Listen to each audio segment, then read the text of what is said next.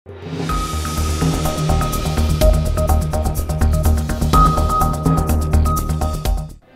जिलार प्रसिद्ध ग्राम हेउछि एरंच। देवी नदी कूल अवस्थित यह ग्राम निजर कला संस्कृति और धार्मिक परंपरा पाई समस्तंकर दृष्टि आकर्षण करिछि। अनेक उच्च शिक्षित विद्वान मानक द्वारा भागवत टुंगीर पुनरुद्धार करा जाइछि। एठारे आजिर आधुनिक समाज रे युववर्गक मध्य भागवत कथा और चेतनार उद्रेक करने पाई तथा सुस्थ समाज गठन करने पाई अहरह प्रयास जारी रहिछि। एठारे चलित मे मास 26 तारिख रु जून पर्यंत ए निकटरे एरंच ग्राम रे भागवत सप्ताहर आयोजन करा जाइथिला।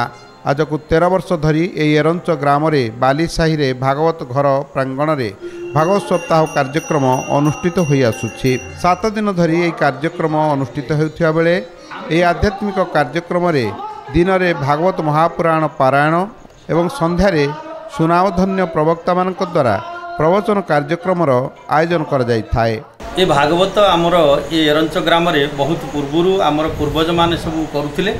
मझिरे किछि वर्ष बंद होला परे आमे भागवतर जहाँ प्रभाव ता द्वारा जो क्षति हैला बा आम मानक भितर जो आध्यात्मिक चेतनार अभाव रही राक्षस भाव की बा आम मानक भितर जो ठीक मनीषपणिया बा भाव जो रहिलानी भागवतर जो शिक्षा मिलुथिला पूर्वज माने जहाँ ये करुथिले आमे अनुभव करी पुणी ये अनुष्ठान को एडी तैयारी कलु।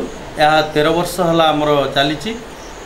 मुख्य उद्देश्य होची कौन ना भागवत भितर जहाँ भगवान सत्ता रही एवं संसार कलिहत मनुष्य माने पुणी खराब बाट को जाउथिबा लोक माने केमती भल बाट को आसीबे जहाँकि वृंदावन परित्यज्यं पादमेकं न गच्छामि। एई न्याय रे जेतळे उद्धव पचारिथिले भगवान को प्रभु सेतिक बेले कहिथिले जे हे उद्धव मु चलीगले मध्य मोर कथा मोर गाथा मोर निर्देश मोर लीला जो भागवत रे अछि ए कलिहत मनुष्य माने जदि से भागवत को पाठ करिवे ताले निश्चित भल बाट को आसीबे।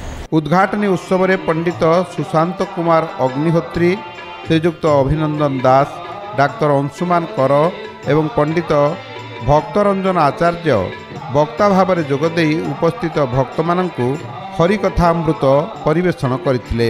प्रतिकूल पाग सत्वे संध्यारे शह शह भक्त माने एथिरे जोग देइथिबा बेले भागवत कथा श्रवण करी आनंद अनुभव करथिले। वर्तमान युव समाज रे वैदिक विज्ञान बा वैदिक चेतना वैदिक साहित्य एवं भागवत सत्ता लोप पाई जाउची ताकू उद्बुद्ध कराइबारे एवं उजागर कराइबारे ये जो भागवत नाम सप्ताह बा जो आध्यात्मिक कार्यक्रम बहुत उपयोगिता रही। वाद्ययंत्र रे सुरेंद्र कुमार बेहेरा सहयोग करथिले।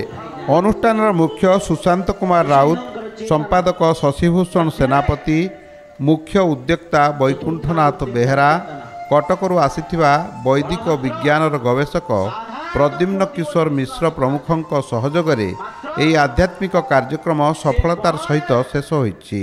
जो गाँव में हजि जाऊा भागवत संस्कृति को आमर ये गाँव युवक मैंने देख वर्ष धरी ये ग्रामीण स्थल में लोक मान विकास करी तो पुनरुद्धार करना लोक मान भर व्यापक भी कर आगुरी आम अष्टम नामयज्ञ होता 13 वर्ष भागवत पारायण हो।